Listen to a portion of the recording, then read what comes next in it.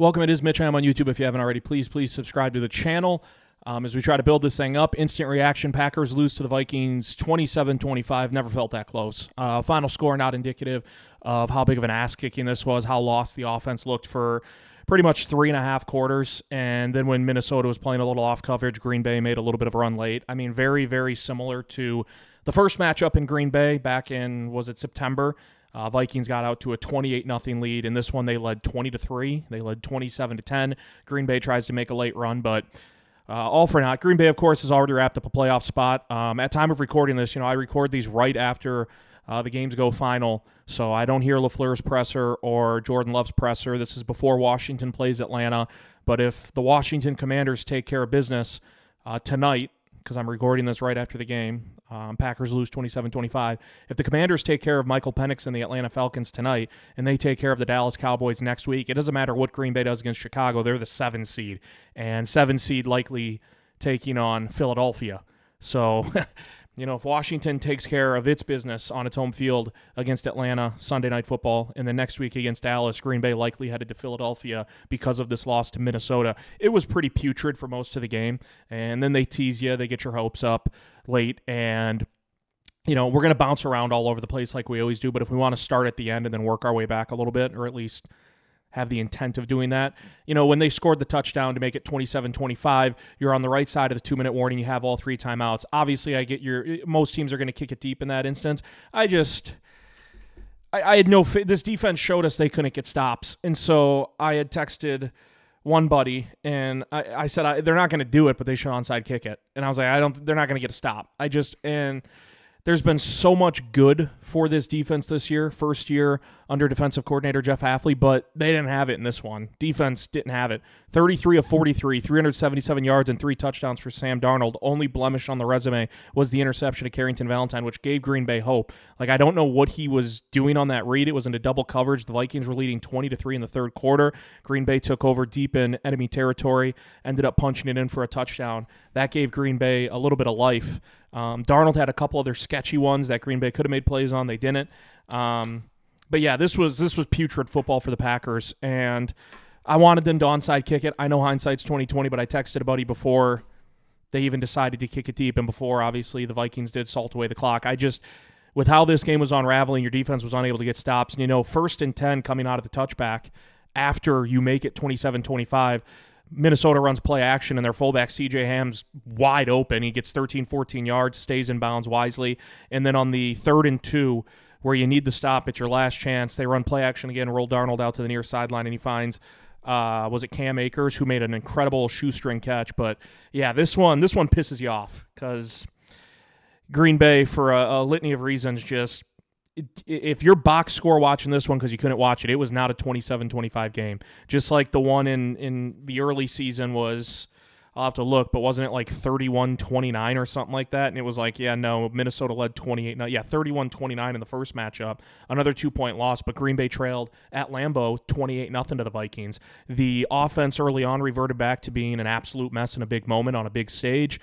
We heard all week, litmus test. And I even think Matt LaFleur had mentioned at a presser this past week that this was going to be a good test for his team on the road, knowing they're going to have to go on the road in the playoffs against a team who's really good in Minnesota. I don't think he used the phrasing litmus test, but on a national scale, a lot of people were using that phrase. This is a good litmus test for the Packers, litmus test, and they failed it. There's no other way to slice up the bread. They failed this litmus test, and if you want to look at other instances of this year for Green Bay, just look at the 4 division games against Detroit and Minnesota. Green Bay in 2 losses against the Vikings this year trailed 28-0 and 20-3. Green Bay in 2 losses against Detroit this year trailed 24-3 and 17-7. It's tough to beat good teams. It's even tougher to beat great teams. And I think Detroit is still teetering on good and great because of the injuries. If they were healthy, they're absolutely a great team. Still might be. But when you're playing great teams, whether it's at home or on the road, it's really hard to win. Even harder when you dig yourselves a big hole like Green Bay has done over and over and over again in these big games, big moments. I almost wish they didn't tease, in the fourth quarter when the game felt out of reach and it was 27-10, and then they go touchdown to make it 27-25, because yeah, I didn't. The defense didn't have it, and Kevin O'Connell was putting on a masterclass for most of this game, and Sam Darnold. This is a big picture thing. How do you get rid of this guy? I've harped all year. I'll stay true to it. I still don't think Sam Darnold's a quarterback that's going to win you a Super Bowl, despite all that he has around him to work with on that offense in Minnesota. And I'll even say, like, if Sam Darnold gets this team to a Super Bowl, Minnesota's right there. Minnesota's playing for the 1 seed next week against Detroit. They're real. They're good. I can't convince myself, as good as he looked against Green Bay, and he shredded this defense for most of the afternoon, I can't convince myself and get over that hurdle of saying, yeah, Sam Darnold can be a Super Bowl winning quarterback. I can't get there. And so I'm sticking to that, stubborn as it may sound, because he just carved up Green Bay's defense. We bounce around. It's instant reaction. Mitch, I'm on YouTube. Please subscribe if you haven't already. I've liked the last 2 weeks where Green Bay's gotten the ball and just shoved it down the opponent's throats. They did it against Seattle in Seattle on Sunday night 2 weeks ago. They did it last week on Monday night at Lambeau against New Orleans. Get the ball first, opening drive, instead of deferring, and just go right down the field and score. And this looked very similar. Opening drive, Green Bay was moving, grooving in Minnesota territory. Josh Jacobs coughs it up. I think third fumble of the season, or fourth fumble of the season, but second in his last 3 weeks.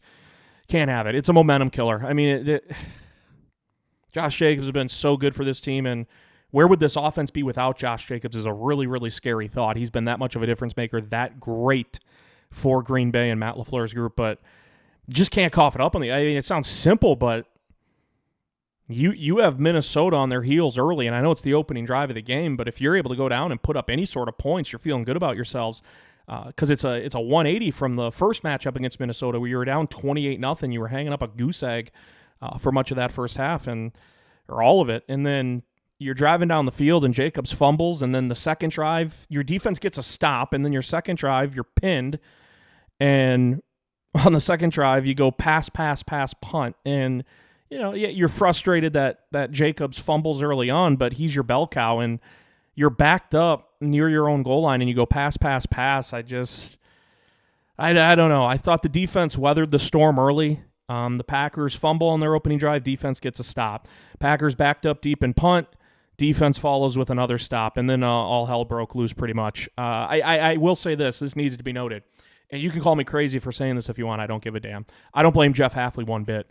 I thought, while the results were similar in the 2 games against Minnesota this year, Vikings build a big lead and hang on late.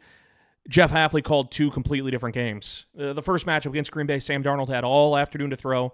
He could have set up a picnic in the pocket if he wanted to. He had absolutely no pressure. Green Bay rushed for virtually the entire first half in the first matchup at Lambeau Field back in September. Hafley brought heat early in this one.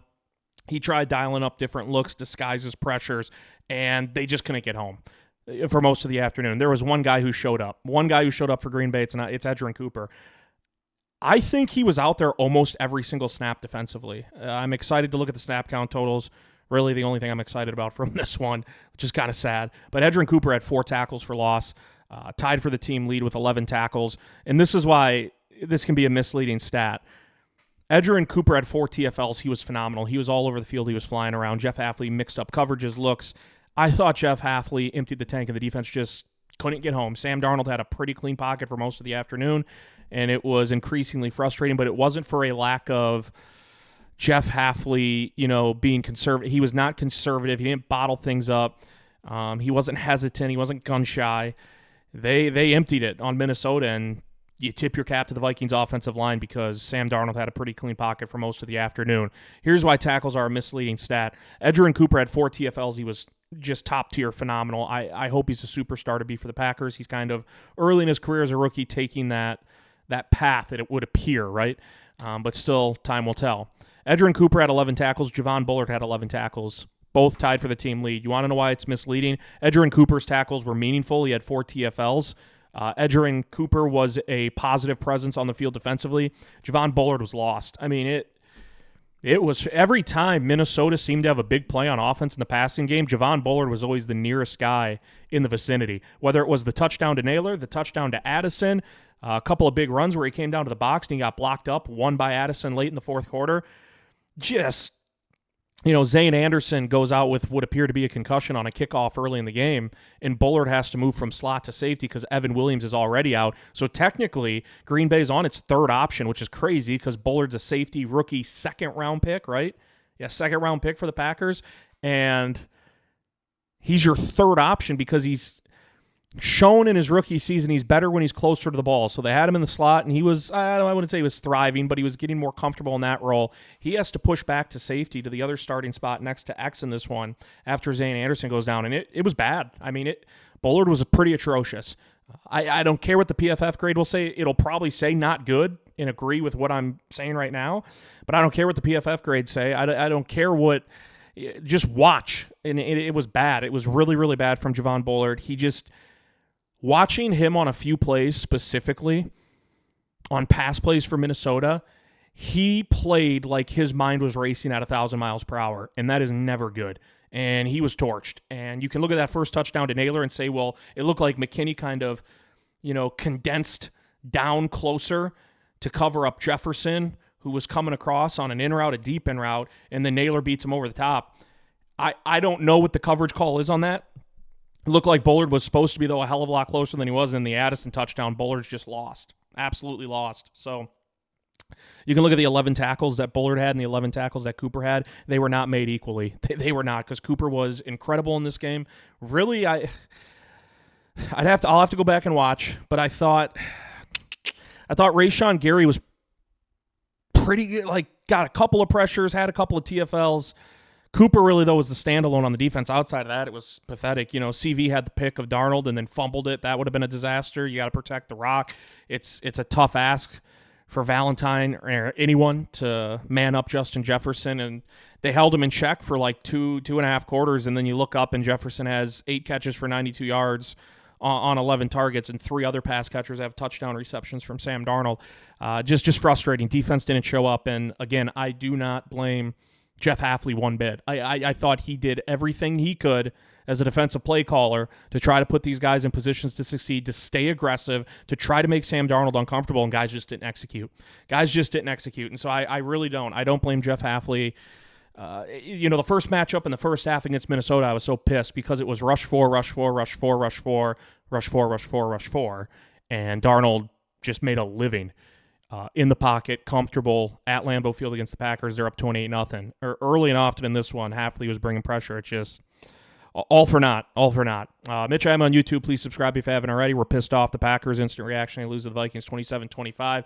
And I'm telling you, if Washington takes care of business of Atlanta, I'm going to guess they take care of business against the Cowboys, who have played good as of late, but just got the doors blown off by Philadelphia earlier on Sunday afternoon. And if Washington beats Atlanta and Dallas, doesn't matter what Green Bay does week 18 against Chicago, they're heading to Philly wild card weekend, which is a disastrous scenario because, yeah, you could beat Philadelphia, but would you rather play Atlanta, Tampa, or the LA Rams or Philly?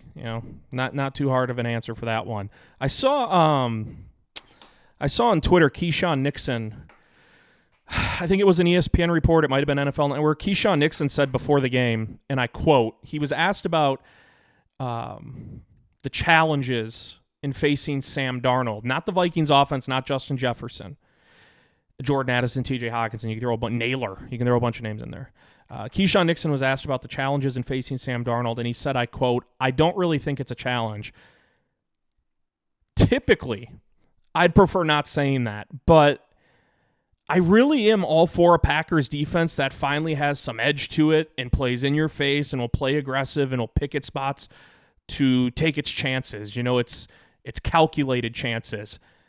This is not a finesse team. I say that again, the years with Rodgers were finesse and so much oohing and eyeing with the right golden arm of Aaron Rodgers and bailing out the defense on a lot of occasions. This defense has shown a level of physicality that I don't think we ever saw under Joe Barry, that I don't think we really saw under Mike Pettin.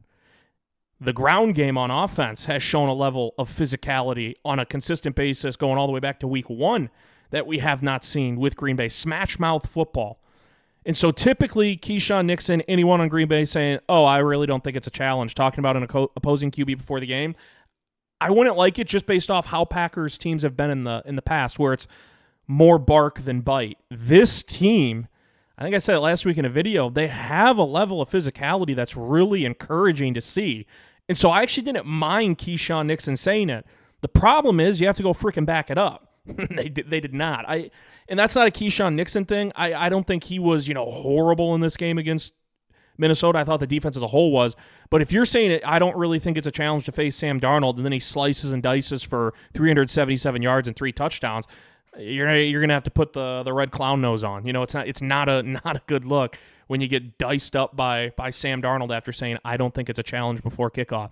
But I did not mind it. The easy thing would be like, oh, why is Keyshawn Nixon saying that bulletin board material, and then they get rinsed by the Vikings offense? I didn't mind it. We're used to, other teams talking shit about the Packers defense in years past. And now it's the Packers defense trying to jaw a little bit about an opposing offense. They didn't back it up. But I actually did not mind that from Keyshawn Nixon. The defense as a whole, really, I hate to pinpoint too, but I go back to it. Javon Bullard at true safety, oh my gosh. Get Evan Williams back, get Zane Anderson back for the playoffs. Chicago next week could end up being a pointless game, depending again on the results for Washington. My goodness, I'm not going to give up on Javon Bullard being a true safety. You used a very high draft pick on him, but man, it has reared its ugly head repeatedly when he's had to play true safety, and it did in this one. Zane Anderson again goes down with a concussion on kickoff coverage on a great tackle that he made, and Bullard ends up playing safety, and no bueno. It was not good. The Naylor touchdown, by the way, I did not know this. The Naylor touchdown was the first completion of 30-plus air yards that the Packers allowed this season. I did not know that. That's according to ESPN Next Gen Stats. First time Green Bay's allowed a completion of 30-plus air yards this season. Every other team in the NFL had allowed at least one, except for the Packers, and it was one where Bullard looked like he had his tail tucked between his legs. McKinney probably should have been deeper in his coverage as well, but can't go back and change it now. Instant reaction, Packers lose to the Vikings. We bounce around all over the place. Mitch, I'm on YouTube. Please subscribe if you haven't already. Again, this is not a hindsight thing. I said it as it happened. Thought the decision to go for it was at 7-3. Green Bay's down 7-3 in the first half. They have it 4th and 3 at the Minnesota 23. 4th and 3 at the Minnesota 23. You're down 7-3 in the first half. They go for it. They don't get it. Love's pass maybe a little off, but it did hit Jay Reed in the hands, but he had to really extend out for it. I said before the Fox broadcast even went back to show what Green Bay was going to do, what kick or go for it on that 4th down, I was screaming for them to kick it. And it ended up being a high-scoring game, but 7-3 in the second quarter. I wanted the points because it felt like if you get this, you're still not assured 7 on the drive, although you're closer and you have a fresh set of downs. 3 points in a game that's probably going to come down to the wire, and again, it technically did, but it didn't feel like it when it was 27-10 or 20-3. I just thought it was imperative to get points on the board there. And I thought the risk wasn't worth it for the payoff compared to if you don't get it and Green Bay didn't get it. And they didn't get it. And an offense that, fumbled on the opening drive, then went 3 and out, and then got a field goal. They're struggling to get the tires kicking in gear. And so I thought if you can come away with more points and make it 7-6, just do that. And usually I think I'd say maybe go for it, but I think nature of the beast. Who are you playing? What's the scenario? What's the situation? I thought they should have kicked it there. I'm not, up in arms about the decision to go for it, but to me it felt like a decision that Matt LaFleur made, treating Green Bay as if they were some huge underdog. Like, oh man, we can't kick it here to make it 7-6 in the second quarter because we're going to have to score a ton of points if we want to beat these guys. Like, I think I texted one person when Green Bay made that choice to go for it, and obviously this is an exaggeration. I'm embellishing slightly. It felt like a decision like Ball State would make against Georgia. 3 isn't going to win it against Georgia. We're going to have to go for it in this situation. Whereas I thought your defense was holding its own up to that point. Second quarter, 7-3. Your offense could not really get much going. And so if you have a chance to get McManus out there, who's been automatic for the Packers, take the 3, make it 7-6, get a little Uncle Mo in your favor again, see if the defense can get a stop. Instead, Green Bay doesn't convert the 4th and 3. The U.S. Bank Stadium goes crazy, and then I believe the Vikings went right down the field and got a field goal on the next drive. I think they did. But I didn't think the payoff was worth it. If it, on that opening drive, or not the opening drive, the second drive, third drive, it was the third drive where they got the field goal because they went fumble, 3 and out, and then down the field. When they kicked the field goal, and I'll have to look, well, it was like 4th and goal at the 2, but it was 0-0. That was a spot where I said, you know what? The payoff here is you either get a touchdown or a turnover on downs. Yeah, it was 4th and they had at the 3-yard line. 4th down at the 3-yard line. They kicked the 22-yard field goal for McManus. That was a spot where I said, I did say take the points at the time, but I'd be more receptive to the idea of going for it there because it's 0-0 and a touchdown there, the payoff, where you're at the 3-yard line. Like, it's either we're scoring a touchdown or it's a turnover on downs, but then the Vikings are buried. They're buried at their own 3-yard line to start a drive. I thought the payoff on the one that they went for and didn't get just wasn't worth it because if you get it, you're still not guaranteed 7. You still need there's meat left on the bone for an offense that up to that point had struggled mightily. Again, maybe it's nitpicking. I don't blame any of you if you said I didn't mind the decision to go for it. I liked the decision to go for it. That's all fine and dandy. I wanted them to take the 3 based off how the game was sort of unfolding up to that point. And, Green Bay against good teams this year, this is a pretty damning stat as we continue to bounce around on the instant reaction. Packers lose to the Vikings 27-25. Green Bay, I got to find it. There it is. Oh, I hate looking at that number. The Packers are 11-0 this year. Listen to this one. The Packers are 11-0 this year playing teams who have a worse record than them. 11-0 playing teams who have a worse record than them. They are now 0-5 playing teams who have a better record than them. Minnesota, Detroit, Philly. Playoffs, it's usually the best of the best. The cream of the crop, the creme de la creme. And Green Bay really doesn't have, at Seattle was a decisive win, a convincing win. Seattle never really felt in it after Green Bay got it going. And really, they got it going on that opening drive. Houston, at the time, felt like a really good win for Green Bay. Even that blowout win against Arizona, it was like, hey, Arizona's playing good football early in the year. They obviously not in the back half of the schedule. They're eliminated from postseason contention. But Green Bay doesn't have that one moment, that one win to hang its hat on. And entering the playoffs, if you go to Philly and you're 0-5 against teams who have a better record than you can flip it around. If you are a box score hunter, you can say if you want, hey, you lost by 3 to Detroit and the Vikings, you lost to them by 2 points both times, and that's fine, but Green Bay seems to shoot itself in the foot too many times against better teams, and you can't do it. 11-0 against teams with a worse record than them, 0-5 against teams with a record better than them. And you talk about shooting yourselves in the foot. Pre-snap penalties, which have been a thorn in the side really the first, 9-10 weeks, and then it seemed to subside. It popped up again in this one. Wicks was covering up the tight end on a play where Green Bay had positive yardage. Edger and Cooper, I got to get this out of the way. The offsides on Edger and Cooper on the field goal attempt at the end of the first half, I don't get. I'll post a screenshot here of right before the snap took place. LaFleur was irate on the sidelines. You could read his lips saying, he's not offsides, that's not offsides. I don't know how they see 56 as offsides. And that's huge. In a game where it was a low-scoring first half and going into the locker room, you're thinking, wow, points might be at a premium in this one. It should have been 10-3 Minnesota going into the break. Instead, it was 13-3 because they called this offsides on Cooper where he was not offsides. I didn't see a single angle where he seemed offsides. And instead, Minnesota gets a second crack at it. They go up 13-3 and get balls. So you're up 2 possessions and you get the rock.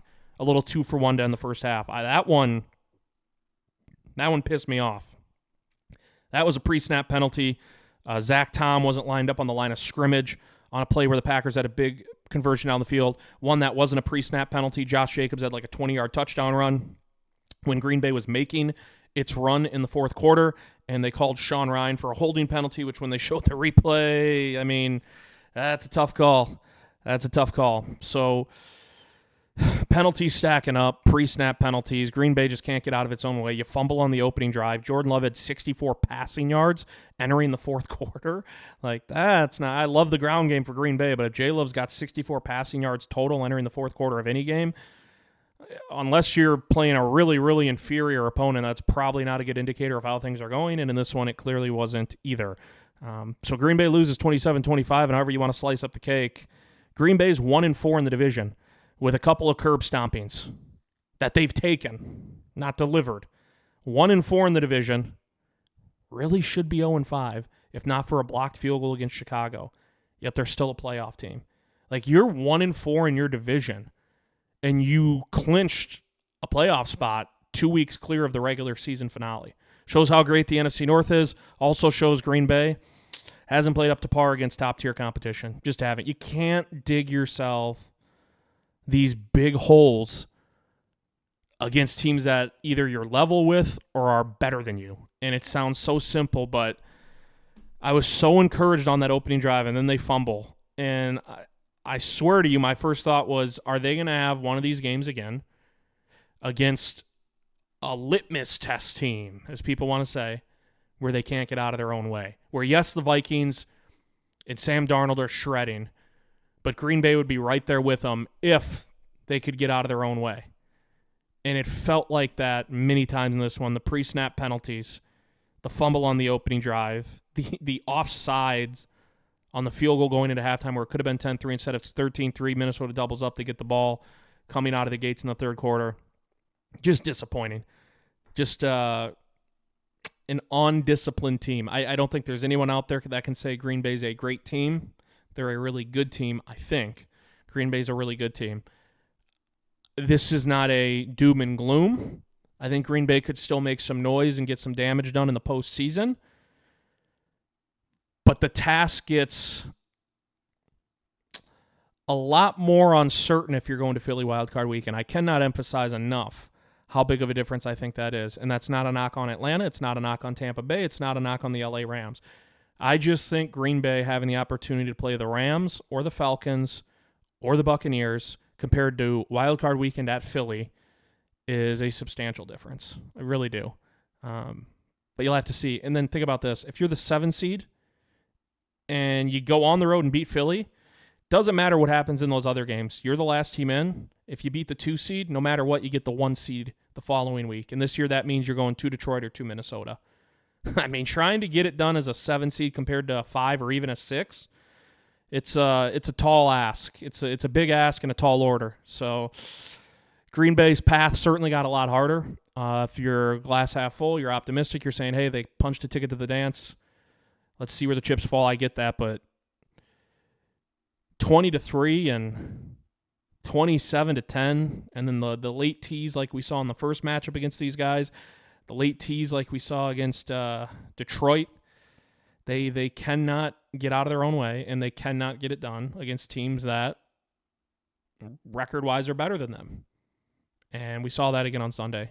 And for this one, it's weird because the offense put up 25 and the defense got shredded, but I think I was more disappointed with the offense because it was so bad for so much of the game. Like, the defense coming out and piling up back-to-back stops after you go fumble and then 3 and out backed up deep in your own territory. And I think that second drive, Minnesota took over around like their own 35-yard line, somewhere right around there. Like, pretty good starting field position. And Green Bay's defense got another stop. You were just waiting for the offense to get it going. And, man, 3 points at halftime, down 27-10 entering the fourth quarter.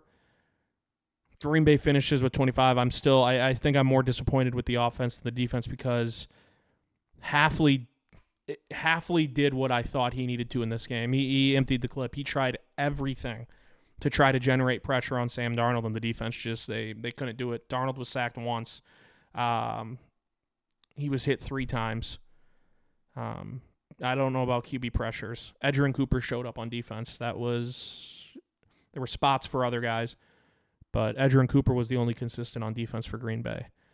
We'll see. Turn the page to Chicago.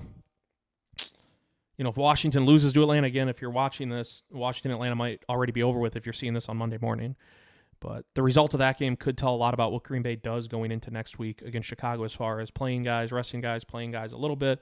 we'll have to wait and see. This one sucks, though. This one stings. Minnesota, Detroit will play for the 1 seed next week. I would almost bet the house that's the Sunday Night Football game. NFL's got to be so happy that game means something next week, because if the Packers had won this one and Detroit beat San Francisco on Monday night, Vikings, Lions next week doesn't mean anything. The Lions would have had the 1 seed wrapped up. Green Bay loses. This one's going to sting a little bit. Yeah, this one's going to sting a little bit. Instant reaction, Packers lose 27-25 to the Vikings. It is Mitch. I am on YouTube. Please subscribe if you haven't already. We'll see you next time.